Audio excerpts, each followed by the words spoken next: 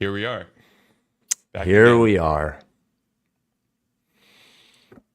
I am in a kitchen in a Airbnb kind of apartment. That's right. How's Florida been going? Back from Florida, Oh, but I got back from Florida today. But then What are you still doing in Airbnb?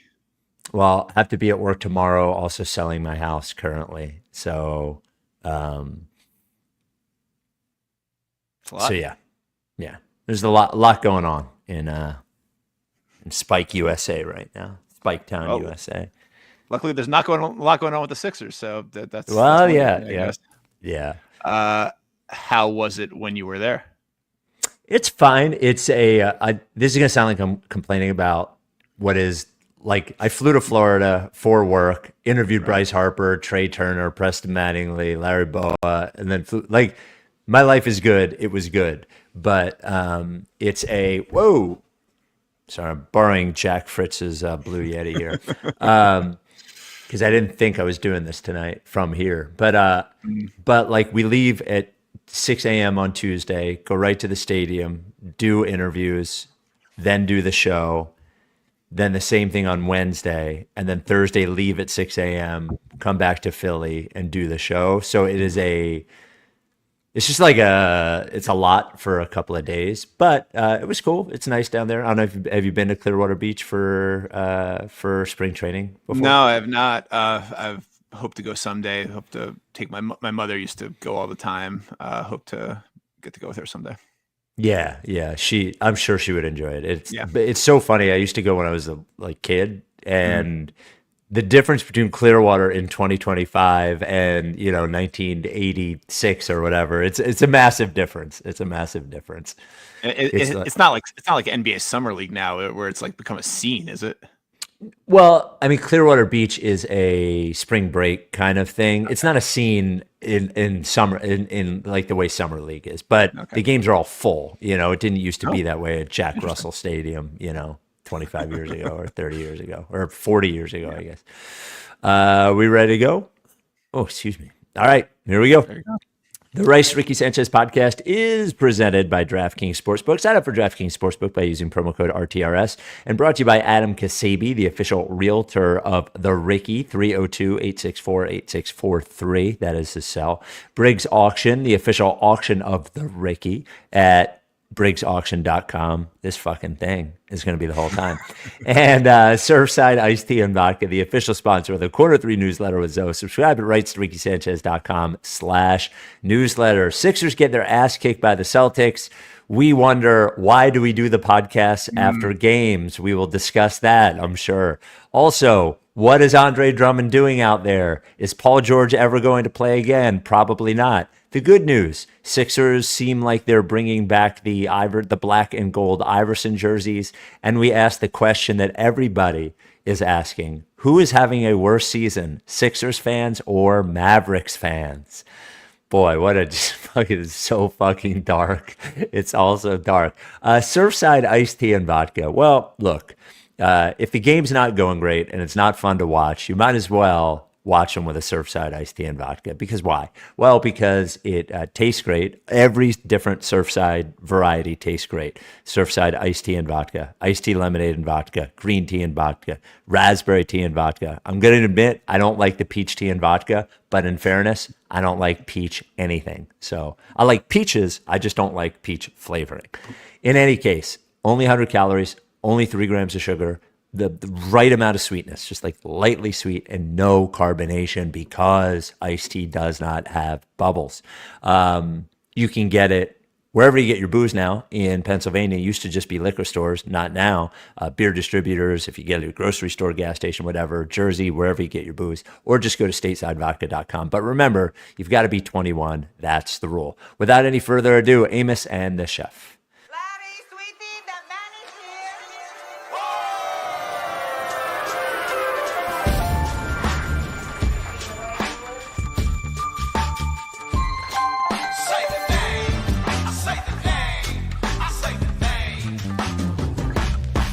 We were right, y'all.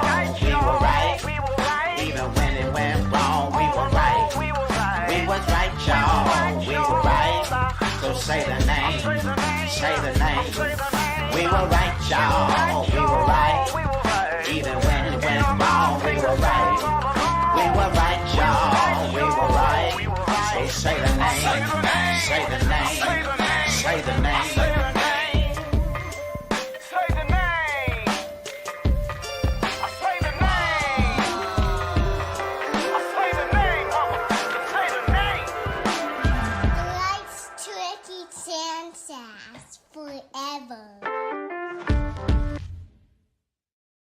Welcome to the Rights to Ricky Sanchez podcast. I'm Spike Eskin. It's not Mike. He's in Japan. Who is it? Oh, wait, wrong song. Hold on. There we go. I mean, that song would have been right too, I think. Yes. They both work in this situation. There he is. I feel like this one, though. There he is. Love this one. Andrew Unterberger sitting in for the vacationing Mike Levin. How we doing, AU? I'm not enjoying this. I mean, I don't mind being on the podcast, I guess, but I'm not enjoying the Sixers experience currently. Oh, it's fucking This has terrible. been like profoundly unpleasurable. Like, and it's a new kind of. You think you've kind of lived through all of them, but this is new. And it's not a feeling we've had before. Yeah, this is meaningless basketball. Like with no point whatsoever. We've had bad basketball before, yes, but there's been a point to it. And then for years we had good basketball and losses were bad and wins were good and all that kind of stuff. But even when we had the losses are a good thing, there are certain things we'd be watching for, and it was like This is a very. I'm sorry. Do you hear that hum behind me? Is that noisy? Not really. No. Okay.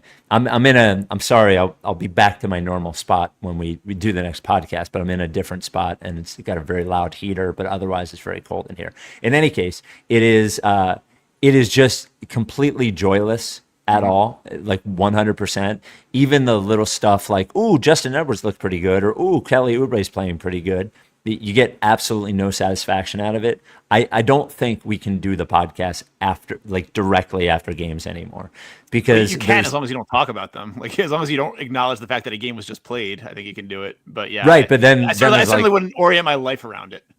Yeah, then what's the point of doing it after the game, right? That we might as well just do it at 8:00 or something on a Tuesday, as opposed to at 10:00 after a game that nobody has watched. And we're going to do it during the games and not address that there's a game going on currently. I think that's probably that is actually the move. That is actually the move. I had a friend say to me, I was complaining about beginning of the fourth quarter. I was like, why am I still why are we doing these after games? And he was like, why don't you just start it during the game? And that might have been the move. I was wrong. That might have been the move. I mean, it's not like we've never watched basketball quite this meaningless before, but it's been with one or two games to go in the season. It's been we're already locked into our lottery standing, and let's let Nick Stauskas shoot the ball 25 times. Sure. Right. But that's what this is too. But there's a month and a half left in the season somehow. Yeah, it's crazy to be watching basketball this meaningless with this much still to go, and it's not going to get any more meaningful. It's not like we're in a bad stretch and now we're going to come out of it. It's only going to get we're going to be looking back at these games nostalgically in a couple of weeks. We're going to be like, oh man, can you remember when we had that much to play for back in those games where we were at least had some players left and some degree of a playoff. It's only going to get worse from here.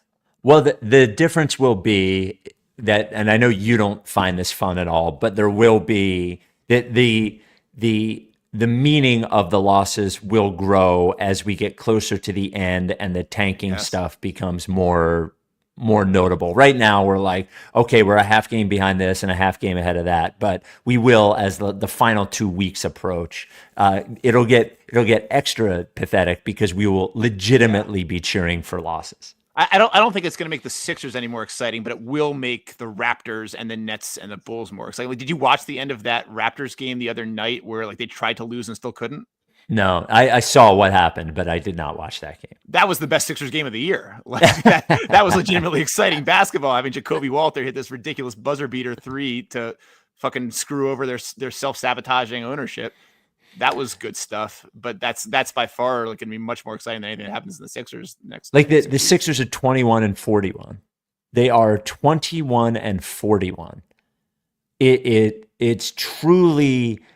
We'll get over it at some point. It's truly stunning how badly this season has gone. All right, so let's just run through a few things for the game, and then we can just move on to other stuff. Sure. Number one, Reggie Miller is unlistenable. He is unlistenable. And I want to say, I'll say it this way. I generally do not do this with broadcasters. Mike does this with broadcasters, and because I feel like it is my profession, and I have, I guess, a responsibility to not be a dickhead about somebody else who's most likely doing their best. I just sort of let it go. I don't criticize them. Reggie Miller has been doing this for what, 15 years? 20, like 15 years, maybe? That, yeah. He has not, and I'll say this too. People think the job of the color analyst is not that hard. It's actually really hard because you have to time what you're saying in between what the play-by-play guy is saying. It's a little bit easier on TV than it is on radio, but it's pretty hard because you don't know what analysis you're going to give, so it's hard to plug it in there. Anyway, he has not gotten any better at it since he started it. It seems like he just read about the team a half an hour before the game starts, and he just read a couple of stories about the team. He provides no insight into what's going on in the game. And I'm actually going to say the rare good thing about JJ Redick. At least when you were watching JJ Redick, you were watching somebody who you knew was prepared, right? He was over-prepared, and he did give insight into the actual game you're watching. So you have to be like one of a few things. You either have to be really insightful, really entertaining and likable, something like that, or provide a unique perspective. He does not do any of these things. He's horrible. He shouldn't be doing games. There are so many people better than him. I'm sorry. As a person, I'm sure he's a great guy, but he is a horrible color broadcaster. He's horrible. He's the worst one in the NBA. He's worse than Stan Van Gundy. He's worse than like whoever the fuck you think. Chris Webber, does he still do games? I don't know. He is the worst guy working in the NBA right now. Absolute worst, number one worst, horrible. I can't really help you much on this. I only watch games with the sound on when it's like a consequential Sixers game, and that's never happening again. Yeah, so, that's fair. I will say I turned on the volume once during this game after Andre Drummond hit that three, because the only thing that gives me joy on this team anymore is watching Andre Drummond shoot threes, and especially when he makes them. So I had to hear what they said, and Reggie said something like, "Oh, he can make those." Oh, right. Yes. Can't leave him alone. He can make those. I was like, well, I guess he's made two. He's made two this year. I think three now. I think three. Right. Yeah. So yeah, he can make those. I don't know if that necessarily means that the Celtics did bad to leave him open and encourage him to shoot them. Right. But whatever. That's his analysis, I guess. Number one thing, I want to give a lot of credit, and Sixers Adam mentioned this tonight. He's mentioned it a bunch of times. I feel like I've mentioned it a bunch of times. Kelly Oubre, at one point, I'm not saying that Gershon Yabusele hasn't been mostly great this year and worked really hard, but he has tailed off. He's clearly run out of gas. Yabusele, he's not used to. He's played a lot more than I think he expected this year. The season, he had a quote from after the Warriors game just about how many more games this season is than EuroLeague, and they're all packed together, and he's been playing center, whatever. But Oubre has been the most consistently energetic and present player on the team. He doesn't play awesome every game. He had a good game tonight. But even when he's like scoring more points, I never get the sense from Oubre that he's doing it in the way that he used to prior to when he got to the Sixers, this sort of irresponsible shithead way. He does get to the rim. He finishes pretty well around the rim. He only shoots threes when he should shoot threes. They're open. They don't go in all that. He's not like a great shooter or anything. I appreciate the energy and professionalism that he's brought to one of the worst sports seasons that's ever been played by anybody. Yeah, he seems to enjoy both playing like hang back team winning basketball and like let me get mine basketball. And he seems like okay doing either. Like he's not going to check out because there's no chance of winning because he enjoys getting to cook a little bit more than he normally would. I think. Do you still get people in your mention who like blame Oubre for shit? Like who like, oh, well, they'll never win anything with Oubre. Like it's such a crazy way of thinking about this season in particular. Like how can you watch this team and think he's one of the problems at this point? I was actually stunned. I think it was 2 weeks ago. I tweeted something positive about him, and I was stunned at I don't know, of the replies, maybe 25% of the replies just digging into him, like very, very negatively. It's absolutely crazy. Maybe he missed some shots or something. But there have been these new swaths of online haters that I haven't seen before. Mike O'Connor showed me one where there's a very small but loud swath of Sixers fans who are very pro Embiid, but in connection to that, almost murderous about Morey, which I hadn't seen before, but then he showed it to me and I started seeing them all over the place. I feel like everybody more than ever online, on every social media platform, is in their own little like world, and there's less of a group conversation happening anywhere. So those things can develop without us seeing them. Kelly Oubre has been the death of the monoculture impacting Sixers basketball. It's one of the only good things about on social media in general is watching a game with other people when you're not with other people. But yeah, I do get people in my mentions talking about how bad Oubre is. I will say Kelly Oubre has probably been the best Sixer. Like if we're he probably has. And Maxi's been up and down, might not play again this year, right? Maxi had the best stretch. He is the best player, but Kelly Oubre, if we're talking consistency and all that stuff, has probably been the best Sixer this year. Kelly Oubre for team MVP. It's like did you ever do Sporkle, like that quiz site where you have to like list a bunch of stuff? Yeah, of course. Like sometimes you get those like god awful seasons that like the 2004 Hornets where like Lee Nailon was their best player, and it's like, how did things ever get so bad with that team that Lee Nailon was like leading the team in points per game, and that's this Kelly Oubre season, I guess, on the Sixers. The Rice Ricky Sanchez is presented by Draftkings Sportsbook, which if you're a Sixers fan at this point, Draftkings is pretty much the only reason to be watching the games. Like I always say, bet responsibly, bet whatever you bet, it should be money that you can lose, right? Like make pretend that you're spending it on entertainment, but do same game parlays on the Sixers. It's simply or bet the unders on Sixers players. Now, Paul George was an amazing under bet for a while. I mean, just a fantastic under bet, like guaranteed money. But DraftKings is where you do it. And if you're a new customer, you bet $5, you get $150 in bonus bets instantly when you use code RTRS. Here's some championship odds for you, AU. To win the finals, the Thunder are plus 165. The Celtics are plus 230. The Cavs are plus 600. And the Lakers are plus 1400. Warriors also plus 1400. I would fade the Thunder. I do not think my only prediction is that, and I'm sure this will get clipped in fucking 3 months. My only prediction. Still watching this? Is anybody watching this is going to clip it? All right, sure. Yes. There's been the Ricky's fine. The Sixers are not. What does that say about us? That's disturbing. That's deeply disturbing. My bet is that the Thunder won't win the championship. Fade the Thunder if you can. I don't know if there's a bet. Does that seem like shockingly disrespectful to the Cavs to you, the plus 6,000? No, I don't think there's any chance the Cavs will win the championship either. Jesus. They're 52-10, by the way, the Cavs. This is outrageous.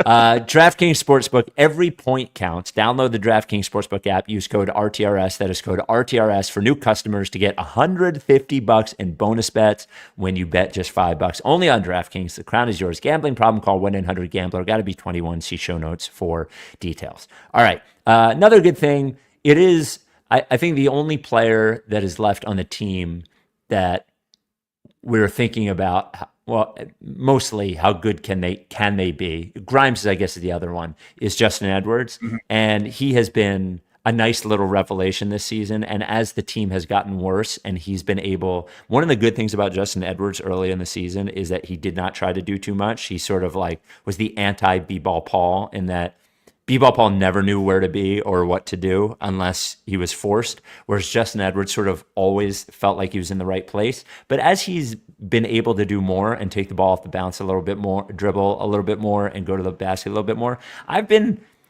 he seems like a real rotation player, Justin Edwards. I don't know what the ceiling is, but maybe I'm just fucking, maybe my perspective is totally off by watching this team, but I've sort of liked watching Justin Edwards do a little bit more.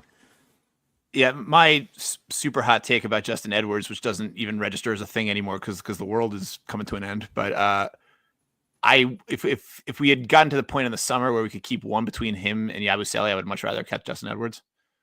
I don't know how crazy that is, but and this is partially just like a prejudice I have towards players of Justin Edwards' type, but I really like long wings who can shoot and defend like that. That seems to me like the thing with Yabusele is that even though he probably is a better player right now and maybe would have been for the next year or two, like he's an awkward fit in pretty much any lineup as an undersized center who can't really protect the rim. Yeah. But you can put Justin Edwards along with any other four guys and he'll probably find his way to being useful. And so I was like, okay, this seems like a guy worth not necessarily building around, but at least investing a little bit in a long-term sense. I still don't know how actually good he is and how much I just covet players of his type, but he does the thing now where he can actually pump fake on a 3 and drive into a pull up 8-footer, which for most Sixers is the hardest shot in the world to make. And he can actually make it most of the time. It's the thing that Covington could never do. Right. Oh, yeah, it's exactly. Right. But it's not just the Rocco thing. I feel like a lot of players of his ilk can't make that shot for whatever reason. But it seems like Justin Edwards can. And if he can do that, then he's valuable. To some extent, he's valuable.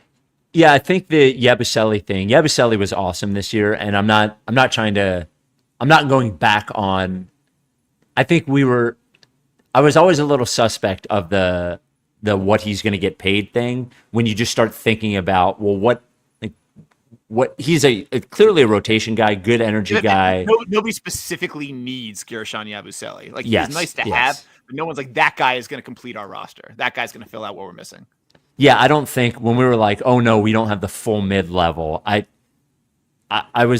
think I said it. I might have said it to you, but I certainly said it to Mike. I was like, Caleb Martin just got $8 million a year. Yeah, and we're talking about Gershon Yabusele getting $15 million. It was a bad Quentin Grimes game, so it's bad to have the Grimes conversation. And that's another how good is he? He is certainly he certainly has pop to him, and he is certainly at the very least, or he's a third guard. He's definitely a good third guard. He's a capable ball handler. He's a good shooter. He's a good scorer. He has a little juice to him. It is really hard when the team's bad to make any sweeping judgment about a guard who gets to shoot as much as he wants because he's going to have good games. But he's one guy I am curious what his value is going to be as a restricted free agent. How much he ends up getting paid. Yeah, I truly have no idea. I'm trying not to get too attached to him because I just don't know. And I feel like it's very likely that this is the last we ever see of him and that some other team pays him too much and we kind of laugh at that contract and say we dodged a bullet there. Or he could return to the Sixers and be fine. I really just don't know what to expect, and I'm trying not to care too much about him in any one direction. Because what's that? The 44-point game was fun, though. It was awesome. That memory out of it, yeah. Yeah, and we actually got to do the pod after that game. So that right? Were we right out? Yeah. So that was fun. Yeah. And the only negative I'll say about the Sixers specific play tonight, because they're just outmatched. I don't know what they're supposed. You're right. It's just funny to say about getting fucking waxed by the Celtics on a national TV game, and you're like, I only really have this one petty grievance. Otherwise, they did fine. What are we? Well, it just speaks to where we are, right? Yes, it does do that. Andre Drummond is playing I'm not saying he is, but I'm saying his performance this year is the worst performance from any regular rotation Sixers player I have seen in years. And on top of it, why does he look so disheveled? Why does he can't be he almost looks like a frumpy tall guy? Like, I don't even know how that's possible. Like, Well, you what about think he's 7 feet tall? What about Montrezl Harrell a couple years ago though? He was pretty disheveled too. But he's a jacked guy, right? Like Drummond is not. I don't know what's going on like with the lid. It looks like he has a little bit of hat head going on. He's always some combination of arm sleeves and leg sleeves and knee pads and no one has ever stood near the fucking basket. The fact that this guy thinks he is an all-time rebounder and he just stands next to the basket while other guys get the rebound, and he's got sort of this what me worry kind of like look to him, like he couldn't have done anything about it. It's just it's really awful. He's very, very bad. He's very bad. So I can't disagree with any of this, but like the only thing that gives me joy on this team right now is watching him shoot threes. Like, especially that little like hesitation that he has, he's like, is someone going to come out and tackle me before I get the chance to do this? Like, is someone going to like blow the whistle and call the play dead just so I'm not allowed to take this three? Okay, no, fine, I'll shoot it then. Like, that is the only thing I really have to look forward to with the Sixers right now, and I do look forward to it. Like when I see him kind of drifting beyond the arc, and maybe like tonight there was like a Gershon Yabusele drive and he spotted him out open in the corner, fed him the rock, went up, swish, crowd going nuts, not really, but sort of. Bench going nuts, not really, but sort of. That is joy to me on the Sixers right now, and it is all we are getting. So I think he's actually kind of the perfect player to see this season out. Like, we're not going to win with him on the court. He's going to do some goofy shit. He's probably going to injure somebody with an errant pass at some point. He almost did that tonight. I was with you when the games mattered, and now I am grateful that we have Andre Drummond. That's fair. Bad news. Well, bad news and good news from a tank watch perspective, and we'll get to the standings in a moment. But the Nets, a valiant effort at home against the Warriors. They did, but they lost 119. 121-119, but the good news is the Bulls won 125-123. That is not a tanking thing, but we've still at 21-41 to still only be 3 games out of the play-in is actually terrifying. And I just need more space. Like, I need a 5-game cushion there just in case. But bad news from the Nets, good news from the Bulls. We'll get to that in a second. Cam Thomas is going to be a problem for that tanking Nets team. Like, that guy is going to put up shots, and if he's playing games, he is going to accidentally win them 2 or 3 games. We do not if they let him play. If they let him play, yeah. And, other thing, so Maxey doesn't play and Paul George doesn't play. I would doubt that Paul George plays again this year. I think maybe you see 1 game. I think they gave it a couple of games because I think the first one of these we did, I had mentioned to you, I think Paul George is done within a week or so. That was and I think what they were trying to do was let him get a few good games on tape. That was sort of my guess, but it wasn't happening. They got 1, and then they pushed their luck. They got 1.5. They got like 1.5. The game against Golden State, like, he did show up towards the end. But it wasn't a good game. He hit a couple of good. If you bring together a highlight reel, there is stuff to work with on that tape. That's all we're asking for Paul George at this point. I'll give you a quarter. I'll give you a quarter. I'll give you a quarter. He had the Knicks game and then a quarter of the Warriors game. So I don't think we see Paul George again. Maybe a couple of games just to make it look honest, and then he re-aggravates the groin or whatever.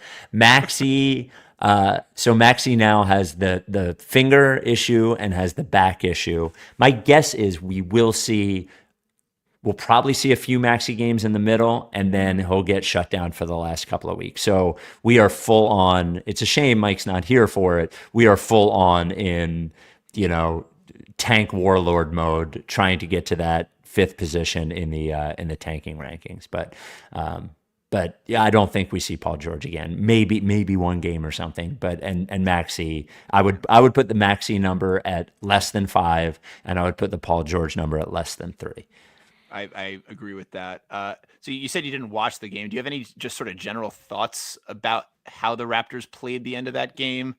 And like, can they do that all season? Will there eventually be consequences for it if they just kind of yank their good players down the stretch of close games for 20 games left in the season. Like, I feel like eventually that's going to get heard from, right? Like, eventually that's but you would have to be in those situations. You like, how many times are they going to be in that situation? I don't think. I think what happens to me with the NBA and this stuff is the more they punish it, the more they draw attention to it, and they would rather it be the dirty little secret that everybody knows about, and they just sort of let it go. Because what's going to happen is the only teams mad at it are going to try to do the same stuff anyway. So I think we're back in the place. It's amazing that Hinkie made it such an enormous conversation, and now nobody talks about it at all. That the fact that teams are actively trying to lose games. So here's my obvious follow-up question then. Do you think the Sixers could do it and get away with it? If Tyrese Maxey and Paul George were playing, the game was close, and they sat them and played Jared Butler and Adem Bono down the stretch. Like, I think they have the Sixers are held to a different standard. Well, that sucks. Yeah, but they don't have to worry about it because, first of all, they lost all the games that Paul George and Tyrese Maxey played anyway. And so we got this galaxy brain tank going on here. We can play our best players and still tank our way to the bottom. Yeah, that's true championship caliber metal right there. Yes, for sure. Rights to Ricky Sanchez podcast brought to you by Adam Ksebe, the official realtor of the process. So as I am going through house stuff in both my current home and my new home that I will be in, two different realtors. Now, they're neither are Ksebe because the Ksebe does not work in Jersey, but I understand the value of having a great realtor, whether you're trying to buy a home or sell a home. Adam Ksebe, the official realtor of the Ricky. It's spelled like this, Ksebe. I just want you to remember that. And here's the phone number, 302-864-8643 or adam@processrealtor.com. So what Adam is expert at, and his team based out of Long and Foster and Bethany Beach, is the Delaware beaches. They are excellent there. And, at one point I was looking in Delaware County to buy a home, but it's impossible. I realized that Delaware beaches, very, very similar, very, very difficult, very competitive, not a lot of houses up, a lot. So having a great realtor is really, really important, and Ksebe is that for a bunch of different reasons. One, knowing the market. Like when you're making those bids, right? You have to know what bid is going to get the house and what is going to be important to the seller. Ksebe is going to know that.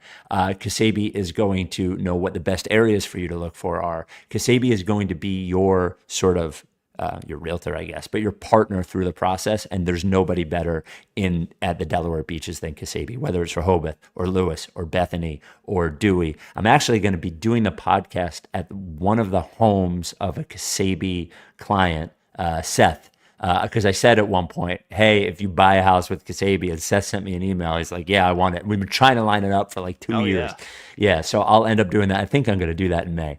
So Ksebe and his team can help you in all of Delaware, by the way. So maybe Newcastle, all of Maryland. But here's the great news, is that if you are looking for a realtor, not in Delaware, not in Maryland, you can still go to Ksebe first, even though he can't do it. So you shoot him a text, shoot him an email, give him a call, tell him where you're looking, or if you're looking to sell, and tell him, give him all the information. What he will do is go through his network of realtors. He actually interviews them and finds the best one for you. So if you need a realtor, just go directly to Ksebe. Again, that is 302-864-8643 or adam@processrealtor.com. Adam Ksebe, the official realtor of the process. So here's where things stand from a playoff and from a tanking ranking sort of thing for the Sixers right now. The Sixers are tied with the Nets right now from a playoff perspective. So both of them sit 3.5 games out of the play-in in the Eastern Conference behind the Bulls and 7 behind the Magic for the 9 seed. And it seems like the Bulls are going to have steadied up a little bit or whatever. 3-7 in their last 10, but how are we going to catch that team if they go 3-7 in all of, every 10 games? So I'm no longer that worried about getting into the play-in. So then from a tanking ranking standpoint, we remain tied with the Brooklyn Nets for the 6th seed, both at 21-41 and both 1 game behind Toronto. 1 game behind Toronto. So this is a a massive difference, by the way. Like getting to that 5 seed gives us a 64% chance of keeping the pick. I think it's 46 at the 6 seed and then 34 at the 7 seed. So if they could, and I don't think New Orleans is catchable. They are 4 games behind New Orleans, but man, if they could get to that 4th spot. But it does seem like that 5th spot is realistic, and the difference between, there's only going to be probably 2 games difference between 5 and 7, and the difference in getting the pick at 5 is significant over 7. So good news there. We're playing the Raptors like next week, right? Since we've been doing a game of historic implications. Like, have you ever seen? Probably not, because not many people saw this movie. There was a '90s Steve Martin starring remake of the old TV show Sergeant Bilko, and there's a scene in it where he fixes a fight on the army barracks, but he accidentally ends up paying both fighters to lose and drop the fight. And so they're just like kind of circling each other in the ring for 10 rounds or whatever, and eventually one of them throws a punch and they both go down. Like, that's what this game's going to be like. It's going to be like that game at the end of the season during the process. It was like the Heat game. You remember that game? The game that nobody wanted to win? Yes, I do remember that game. I mean, I vaguely remember the game. I can't remember which of the tanking years it was. I think this one's going to put that to shame. I mean, both these teams are in it to win it at this point. So this is the Sixers schedule over the next, here's the next 10 games. We have the Jazz on Sunday. Then we are at the Hawks on the 10th. Then at the Raptors on the 12th. Then at home against the Pacers on the 14th. At the Mavs, in the Misery Bowl on March 16th. There's plenty of Misery Bowls to come still. I don't know if we can really section off one of them as being the particular Misery Bowl. Sixers at Rockets on the 17th, at Thunder on the 19th, at the Spurs on the 21st, and then definitely the most cursed fly the process of all time at the Hawks March 23rd at 6 p.m. So still spots available on the most pathetic fly the process of all time, right? Are you starting to think about how you're going to spin that? Like, what's the plan for that? We're just going to hang out, I think. I don't want to. I think, I think you would agree that a lot of the things that people make fun of us for, we're very self-aware. Like, we know what's going on most of the time. I think the most self-aware thing we can do at Fly the Process is not do anything and not look like morons. So I think we're just going to go and have fun, and maybe one of the players goes off and we all get excited every time, Justin Edwards hits a 3 or something. Yeah. But I think it's like, it's all just kind of a bummer, and I would rather just, have a good time with everybody as opposed to turn it into something that it's not. I don't think we didn't even talk about them cutting David Roddy, did we? No, we did not. Going out a Sixers legend, man. Thank you for your service, David Roddy. God bless. Well, it was kind of like Mike's. It's like when I got what's his name that I always wanted. Tyler Johnson. Yeah, like when I got Tyler Johnson, Mike getting David Roddy for 10. At least he got 2 10 days. I only got 1 10-day out of Tyler Johnson. So. 2-time Sixers legend, David Roddy. So and this is per a Reddit user, because I'm not a season ticket holder anymore, but there was a season ticket holder email that went out for renewals, and there was a line in the renewal that said, throughout the upcoming season, we will celebrate the 25th anniversary of our NBA Finals team by honoring their legacy with exclusive events, themed celebrations, and special recognitions. We think you'll like the uniforms we'll wear on the court next season too. So that is a reference, quite obviously, to the black Sixers jerseys with the gold Sixers logo. And I don't know if they'll do this. I don't know if they'll do, because those were the wide sort of tops, the sort of like the sleeveless thing rather than the tank top. So my position on these jerseys is, first of all, I don't care. I only point out when the Sixers have bad uniforms. And I think most of their uniforms are pretty good at this point. They have good colors. The problem with these Sixers jerseys is they're not the colors. They're not red, white, and blue. I think they've always been considered hideous, and I understand the what's the word, nostalgia factor and the factor that Iverson played in them. But people are starting to demand that they actually look good. And I just want to be clear, they don't actually look good. I understand the context of liking them and it being fun, but it is one of the worst periods in jersey design history. The logo's too big, it's too cluttered, there's no blank space in it, the colors are wrong, the sleeves are ridiculous. But if you like it and it's fun, you want to wear it because it's the Iverson era, all that, I get it.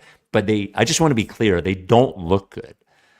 No, I mean, that's inarguable, I think. But that's sort of the thing with jerseys in general, right? It's like hideousness plus time equals cool.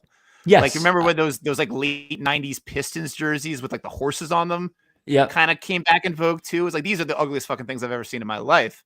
And it's like the Raptors jerseys with the big dinosaur, the Vince Carter era Raptors jerseys. Those were kind of cool though. Those were always a little bit fly at least. These Sixers ones.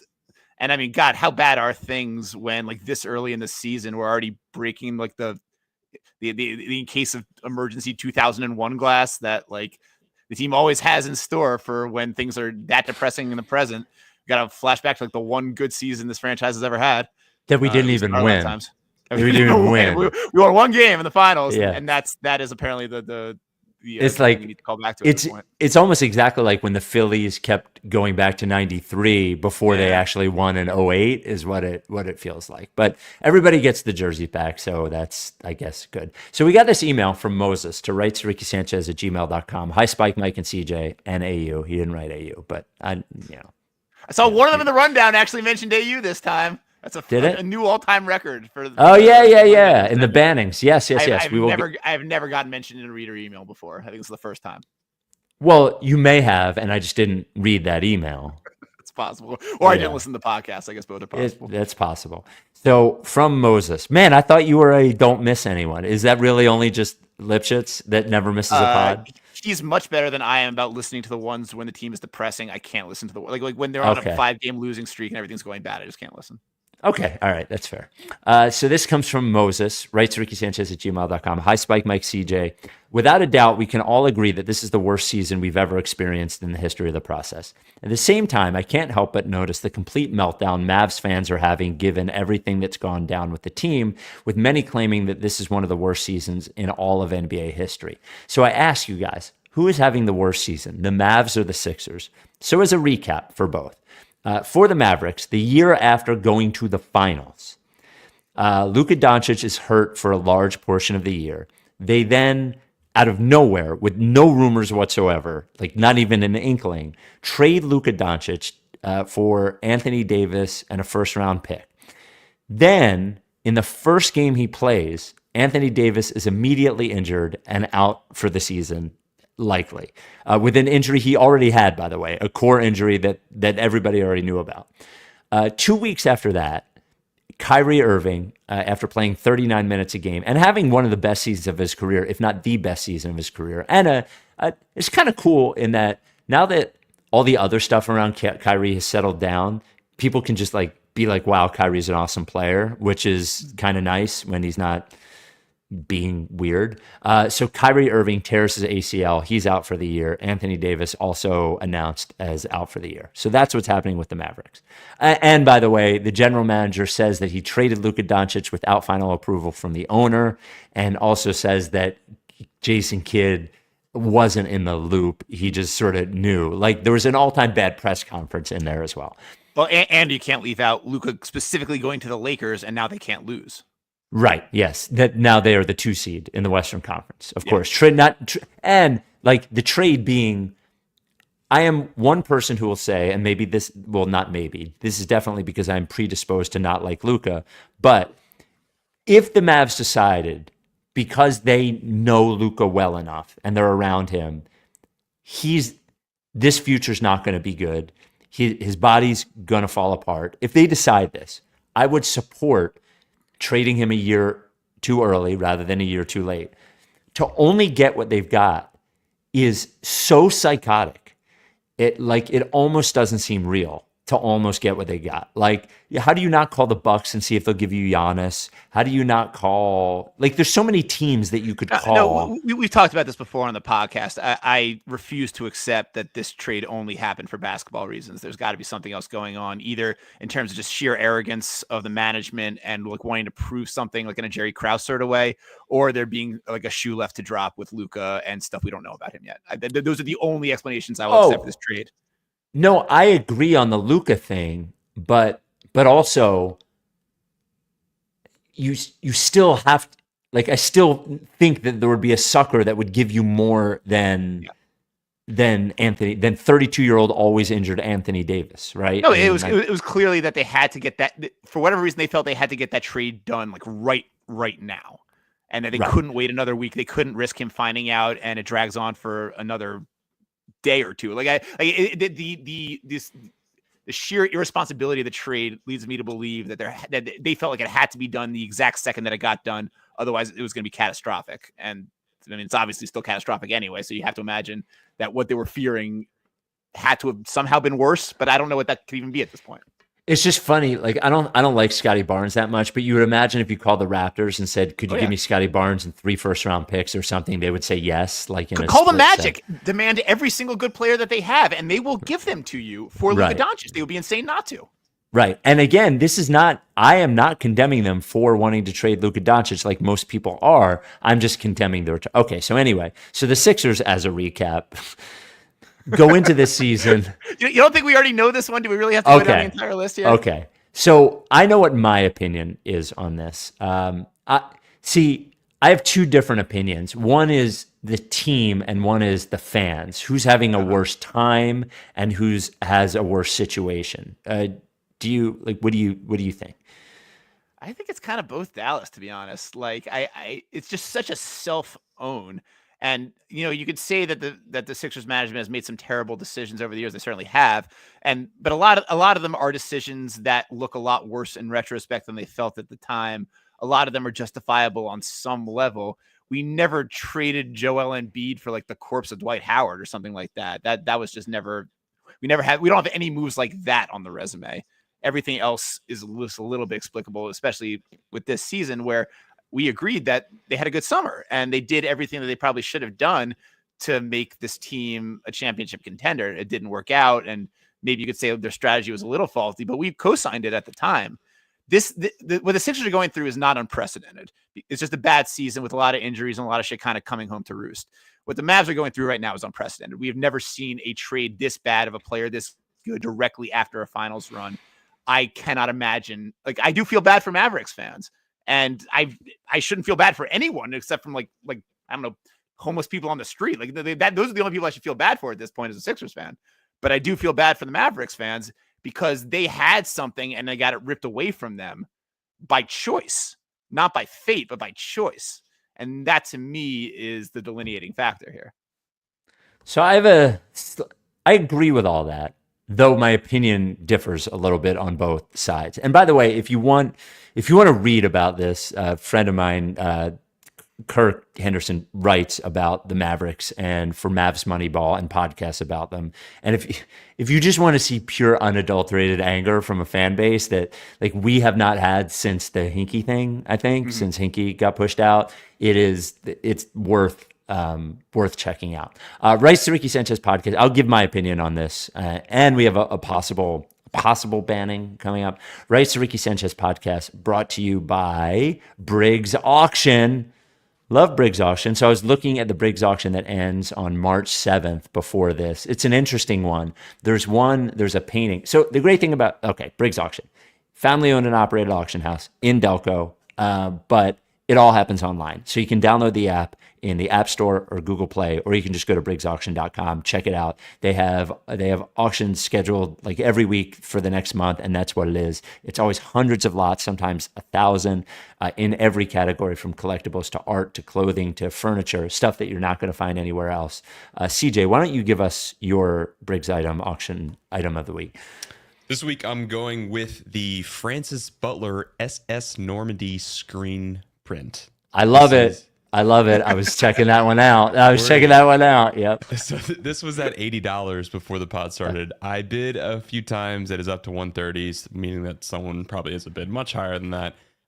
It's out of my range now, so someone else should pick it up. But yeah, it's a very nice style. Fun fact: the artist was in a car accident, and her husband died in this car accident, and she was in a coma for a year. Whoa. And that's pretty much that. Yeah, I love It's it. so cool.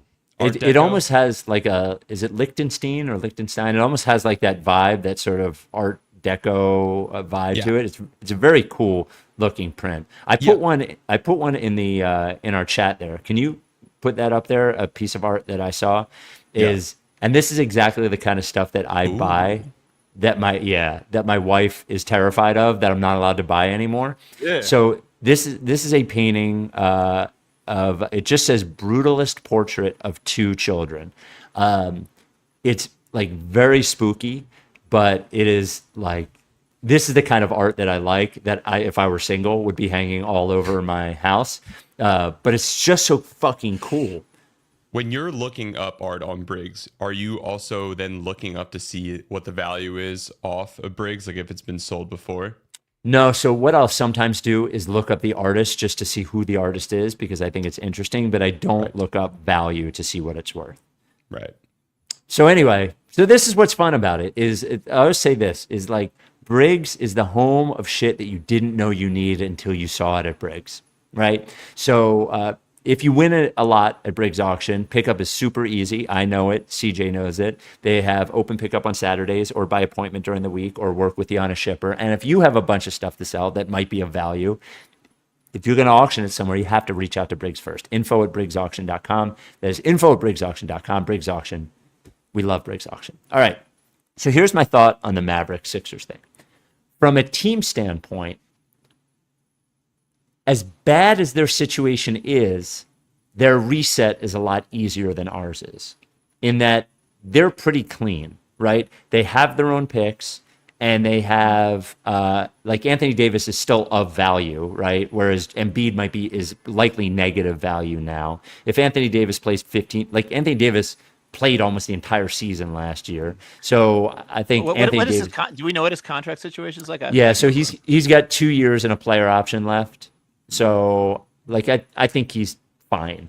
And Kyrie has a player option for next year, and they can decide what to do. Now, the problem is they have a general manager who's a buffoon, and who should have been fired already. But so I don't know. I think I'm kind of mixed. I go back and forth depending on when I'm thinking about it as to which team is in a worse situation.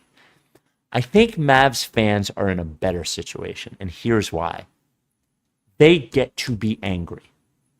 They get, like, they have a target. They know what they feel.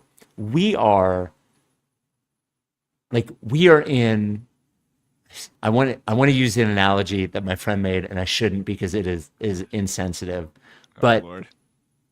It is, they had this is the trouble that we get into when the team is this bad, and we're at minute 53 on a post-game podcast and we didn't talk about the game. Let's just say, like, they had a shocking, unexpected bad thing happen in their lives, whereas we have a very long road ahead of us, it seems like, and we don't know how to feel, right? Like, every time we feel optimistic for next year, reality sinks in. Every time we feel pessimistic, we wonder why we're doing this. We look at the Joel Embiid's future would almost be better if we knew there was no future, because then we could resolve how we felt about it. But we're locked in this world where we don't know what the future of Joel is. We don't know what the future of Paul George is.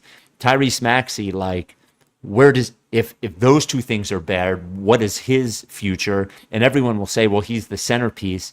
And if you're a rebuilding team, I don't even know if if they're stuck with the Embiid contract, that's not even realistic. So maybe he's not even a piece moving forward. Maybe he's the piece that restarts everything again. I am jealous of the Mavs fans' vitriol. and and true feeling about what is going on, whereas that we do not have it.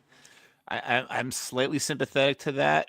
I would have been more sympathetic if you just pointed out that they went to the fucking finals last year and the conference finals a couple years before that, neither of which we have ever done during the point of this process. That's also a really good. So yeah, you might have had a point with that. And yeah, you're right. Being angry is great. I miss when like the thing I cared about the most was Nerlens Noel getting traded for a fake first rounder. Those seem like simpler times now. Yeah, I think this current like feeling that they have right now is still worse.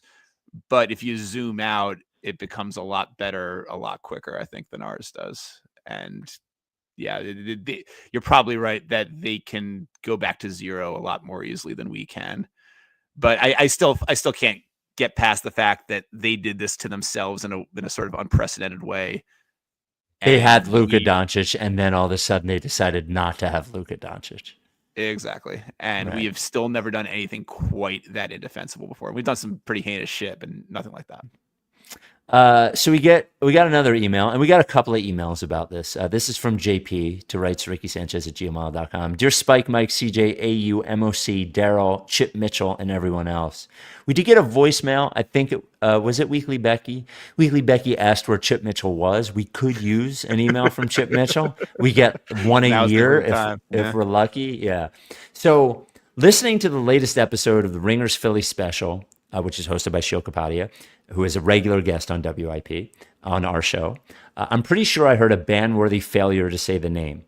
At 136, after Shield talks about doing an online draft simulation where the Sixers get the number one pick, his guest Anthony Dubundo says something. Now, we're going to play it for you. To me, this is one of the worst non-name saying. Actually, let's play it, and then we'll finish the email. Hang on.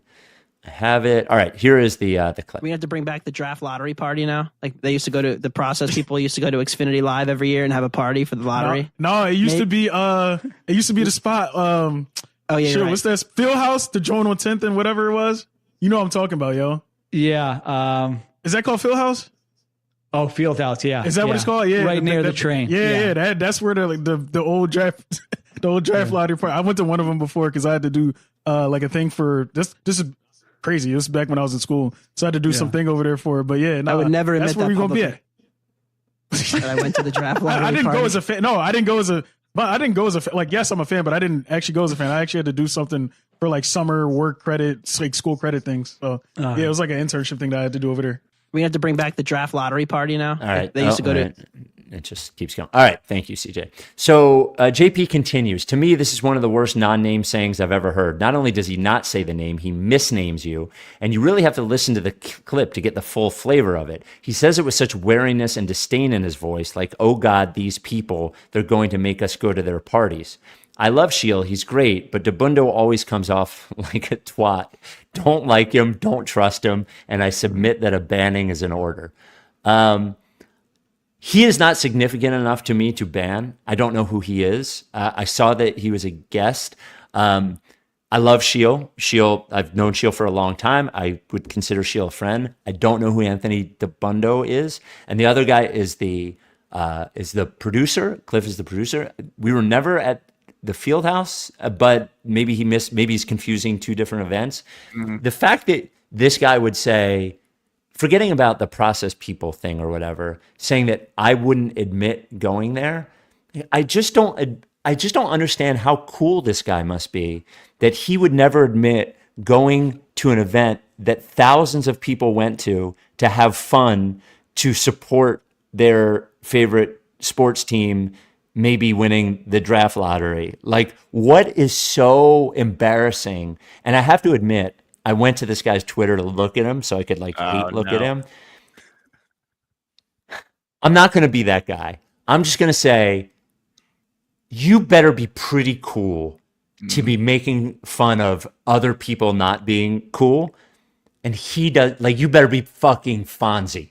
Like, you better be Fonzie, looking as cool as Fonzie ever fucking looked. You know, like, you just better be the coolest guy at your peak. And that guy, see, the truth is that guy would never care that people were going and having a good time watching the lottery together, raising hundreds of thousands of dollars for charity, you piece of shit. So you are not banned. I don't even know who you are. I don't know why you were a guest. There's so many different people that could come on to talk about the Phillies who aren't you and who have followings. So I don't know why he's on the podcast. I don't know who he is. He is not banned because he's insignificant. I don't even remember his name. My only take on this is I can't really get past the part where this happens apparently an hour and 36 minutes into the Philly special podcast. That seems exceptionally late in a podcast. I feel like anything after minute 90 on a podcast can't be held against you in a court of law. So I'm all for just throwing this out and not really considering it again after that. No banning. Yeah. The only thing I would say is that Sheil, like, we're buddies. You could have stood up for us. Like, you could have stood up for us. You know, and next time I talk to Sheil, I'll throw that in there. Maybe he just didn't want to get. Sheil seems conflict averse, so maybe he just didn't feel like dealing with it. But 2 emails we'll end with here. This one from Patrick, writes RickySanchez@gmail.com. The subject line on this was smoker's arms. He says, I smoke and I don't know what this is. Please clarify. Now, AU, we are not doing the episode now where we do all of the lore. Is it okay to say what smoker's arms is? Yes, because I only sort of understand it myself, so I could use a better explanation for this thing you guys have been talking about for 12 years now. Right, you don't know? I sort of know. Like I could get it on like a multiple choice test, but if somebody asked me to explain to them what smoker's arms is, I would probably be a little bit lost. So I believe smoker's arms was first mentioned when Mike mentioned them in regard to Kyrie Irving. So smoker's arms are when somebody has no definition in their arms, but that person is not fat and they're not super skinny.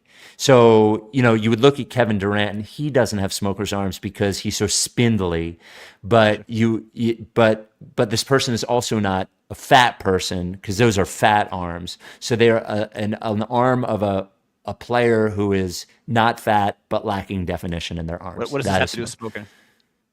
I don't know, but it just worked. It just fucking worked. Like when Mike said it. Good. Like I feel relieved now to know that there was never actually any explanation to this that really made sense in the first place. That's a load off my mind. Yeah. All I know is that when Mike said it, it made sense. Like when he called it smoker's arms, it just made sense. And then the final email, this comes from Luke, writes RickySanchez@gmail.com. Hey, Spike, Mike, and CJ. The talk about the end of the process and the Embiid era and the way it's happening has reminded me of a class I had and a poem we read, The Hollow Men by T.S. Eliot. Now, I don't remember what most of the poem is about, but I do remember our discussion about the end of the poem. This is the way the world ends. This is the way the world ends. This is the way the world ends, not with a bang, but with a whimper.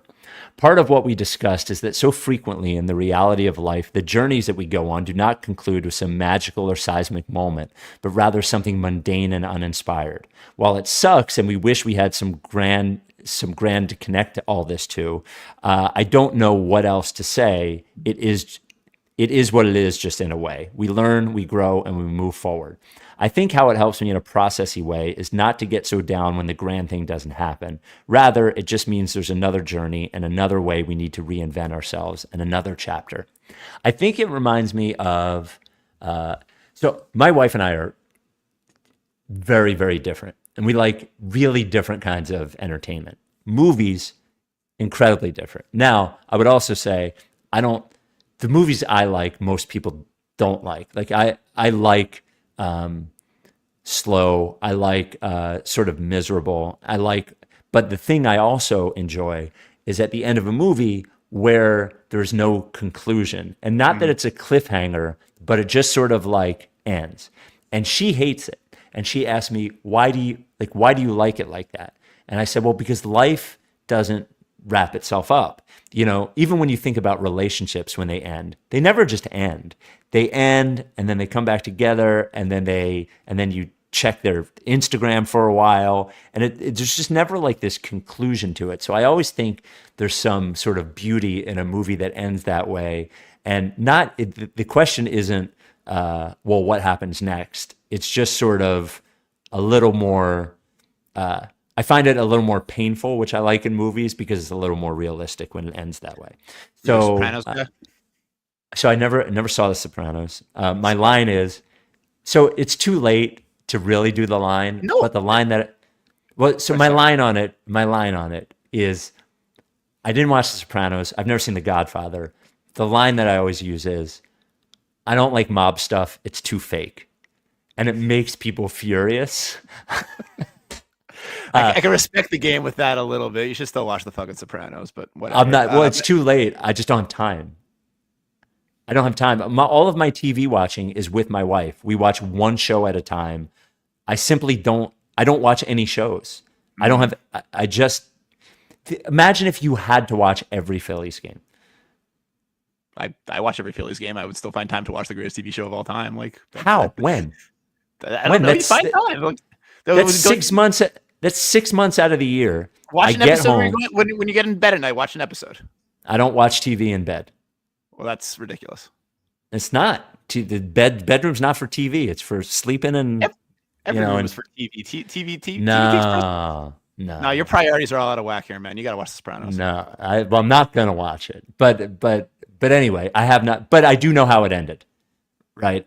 But to me, don't you think that ending was more about you sort of coming to your conclusion about how it ended, and not that it didn't end?